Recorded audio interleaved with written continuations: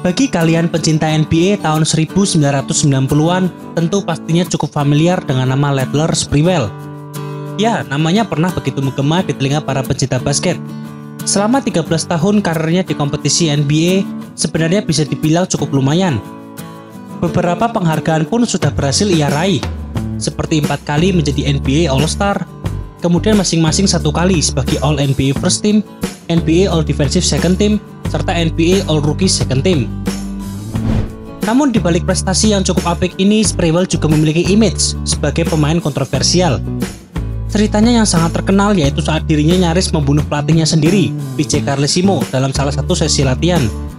Nah, sebelum mengetahui bagaimana cerita lengkap insiden tersebut, alangkah lebih baiknya jika kita mengetahui latar belakang dari Sprewell. Yuk, mari kita bahas. Sprewell dilahirkan di Milwaukee, Wisconsin pada tanggal 8 September tahun 1970. Orang tuanya yaitu Pamela Sprewell dan Lato Scofield memutuskan untuk bercerai saat dirinya masih remaja. Ia mulai rutin bermain basket saat ia duduk di tahun terakhirnya di SMA, di mana ketika itu Sprewell bertemu dengan pelatih sekolahnya yang kemudian mengundangnya untuk bermain serta berlatih rutin. Setelah menjadi anggota tim sekolahnya, ternyata hasilnya sungguh di luar dugaan. Ia mampu memberikan performa yang mengesankan, yaitu dengan mencetak rata-rata 28 poin per game. Bermodalkan pengalaman setahun di SMA-nya, ia akhirnya mendaftar di sebuah perguruan tinggi yang bernama Universitas Three Rivers. Selama 2 tahun di sana, permainannya berkembang pesat. Bahkan ia berhasil mendapatkan predikat sebagai pemain yang pekerja keras dan bagus dalam bertahan. Berkat hal inilah yang membuat Universitas Alabama tertarik untuk merekrutnya. Sprewell sendiri tidak menyia-nyiakan kesempatan itu, dan akhirnya ia menghabiskan 2 tahun terakhirnya sebagai mahasiswa di Universitas Alabama. Bersama Alabama, ia berhasil menjelma menjadi pemain penting, yaitu dengan mencetak rata-rata 17,8 poin dan 5,8 rebounds per game. Kemudian di draft NBA tahun 1992, ia berhasil terpilih pada pick ke-24 oleh Golden State Warriors. Meskipun ia dipilih pada pick ke-24, namun luar biasanya ia dapat tampil dengan sangat-sangat baik di musim rookie-nya. Sprewell berhasil mencetak sejarah sebagai rookie Warriors pertama yang berhasil mengumpulkan setidaknya 1000 poin, 250 rebound, 250 assist, 100 steals, dan 50 blok dalam satu musim. Sedangkan performa Warriors sendiri di musim itu sebenarnya mampu melaju hingga babak pertama playoff. Namun sayang sekali akhirnya mereka harus kalah dari Phoenix Suns dalam 3 pertandingan. Lalu di musim 1993, ia mulai menunjukkan sifatnya yang kontroversial ketika dia bertarung dengan rekan setimnya, yakni Byron Houston, pria berbadan besar yang digambarkan oleh banyak rekan timnya mirip dengan petinju Mike Tyson. Tak berhenti sampai di sana, di tahun 1995 sekali lagi ia terlibat perselisihan dengan rekan satu timnya, yakni Jerome Kersey. Bahkan ketika itu, Sprewell sempat mengancam Jerome akan menemuinya dengan membawa pistol.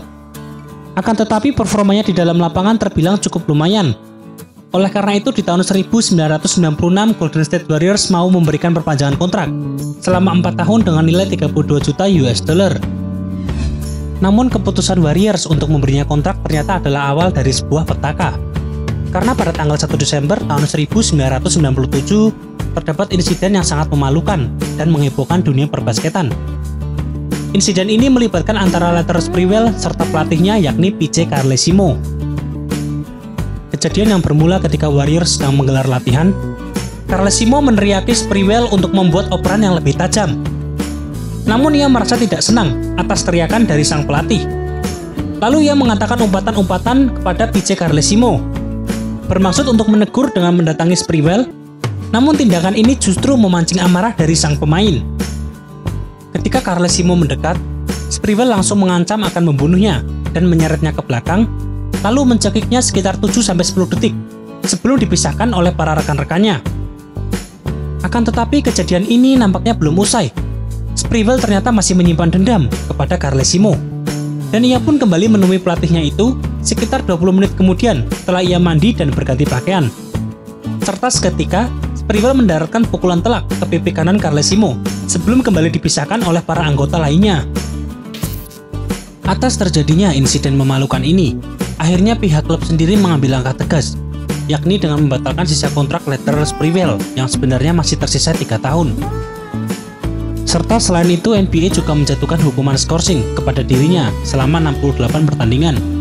Dan sebagai informasi, hukuman ini merupakan hukuman terpanjang kedua di belakang Metta World Peace yang saat itu mendapatkan scourging selama 86 pertandingan dalam kasus perkelahiannya di pertandingan antara Detroit Pistons dan Indiana Pacers yang terkenal dengan sebutan Malice at the Palace. Kemudian dalam masa scourging, dirinya kembali membuat perilaku kontroversial, yaitu saat ia didakwa karena mengemudi mobil yang menyebabkan 2 orang terluka dalam sebuah kecelakaan. Hasilnya, ia pun menjadi tahanan rumah selama 3 bulan. Lalu pada bulan Februari tahun 1999, ia akhirnya bisa mendapatkan kesempatan kembali untuk bermain di NBA dengan bergabung bersama New York Knicks. Ketika itu New York Knicks mendapatkan banyak kritikan dari berbagai pihak saat merekrut pria yang bermasalah. Namun Sprewell berjanji dan bertekad untuk memberikan yang terbaik. Selain itu, ia juga menuturkan bahwa ia telah berubah dari sifat-sifat jeleknya di masa lampau. Tampaknya kata-kata dari Sprewell ini terbukti benar. Buktinya New York Knicks berhasil diantarnya melaju hingga babak final NBA. Meskipun pada musim reguler Knicks hanya mampu menempati peringkat ke-8. Di babak playoff, mereka mampu mengalahkan lawan-lawannya seperti Miami Heat, Atlanta Hawks, serta Indiana Pacers. Namun sayang sekali di babak final mereka harus kalah dengan skor 1-4 dari San Antonio Spurs yang berhasil menjadi juara kala itu. Meskipun mereka harus puas di posisi runner-up, tetapi Sprewell menunjukkan performa luar biasa. Selama babak playoff, bahkan ia berhasil mencetak rata-rata 20,4 poin, 4,8 rebound, serta 2,2 assist per game. Setelah musim ini penampilannya terus membaik, bahkan seiring dengan perginya Patrick Ewing ke Seattle Supersonics, ia menjadi salah satu pemimpin di tim New York Knicks. Akan tetapi bukan Sprewell namanya jika ia tidak melakukan tindakan kontroversial. Sebelum musim 2002-2003 bergulir, Sprewell datang ke kamp latihan dengan tangan patah, yang ia klaim terjadi ketika ia terpeleset di kapal pesiarnya. Lalu kemudian Knicks akhirnya memutuskan untuk memberikan denda sebesar $250.000 karena dirinya dianggap gagal melaporkan kejadian itu lebih awal, serta ia dianggap tidak dapat menjaga tubuhnya dengan baik. Jika Sprewell beralasan ia terjatuh di kapal pesiarnya, namun New York Post memberitakan hal lain. Sprewell bisa menderita cedera dikarenakan dirinya terlibat perkelahian. Meskipun setelah berita ini muncul, Sprewell membantahnya. Dan ia juga sempat menuntut New York Post yang dianggapnya mengeluarkan berita yang tidak benar. Berikutnya terlepas dari masalah ini, performa Sprewell bisa dibilang relatif apik. Bahkan di musim tersebut, ia sempat membuat heboh karena ia berhasil mencetak 9 tembakan 3 poin dari 9 percobaannya tanpa sekalipun mendapatkan miss.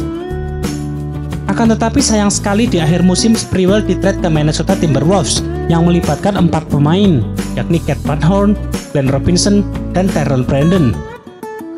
Bersama Minnesota Timberwolves, ia menjadi bagian dari trio mematikan yang terdiri dari Latrell Sprewell, Kevin Garnett, dan Sam Cassell.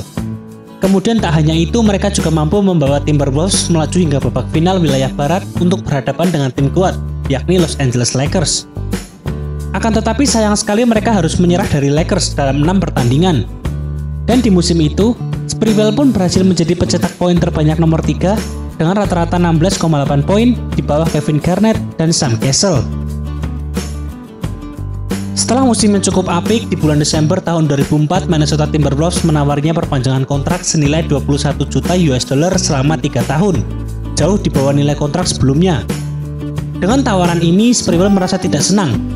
Bahkan ia meluapkan kemarahannya di beberapa media dengan mengatakan saya punya keluarga untuk diberi makan. Dan akhirnya ia pun memutuskan untuk menolak kontrak tersebut. Setelah penolakan kontrak ini, sayangnya tim Minnesota Timberwolves tidak memberinya kontrak kembali. Yang artinya ia hanya memperkuat Timberwolves hingga akhir musim saja. Sebenarnya setelah ia menjadi pemain berstatus free agent, ia sempat menarik minat dari beberapa klub seperti Denver Nuggets, Cleveland Cavaliers, Houston Rockets, Dallas Mavericks, dan San Antonio Spurs. Namun kenyataannya ia tidak merespon tawaran tersebut. Bahkan agennya pernah memberikan keterangan dengan menyebut Sprewell tidak akan bermain dengan gaji kecil, dan ia akhirnya lebih memilih untuk pensiun dari dunia basket. Setelah pensiun, tampaknya kejadian kontroversial masih selalu akrab dengan dirinya. Tercatat ia pernah tersandung beberapa kasus. seperti dilaporkan pernah mencekik seorang wanita, serta beberapa propertinya masuk dalam penyitaan karena adanya masalah hutang piutang yang menyebabkan ia kehilangan beberapa asetnya, termasuk sebuah kapal pesiar yang akhirnya dilelang seharga 856.000 US dollar.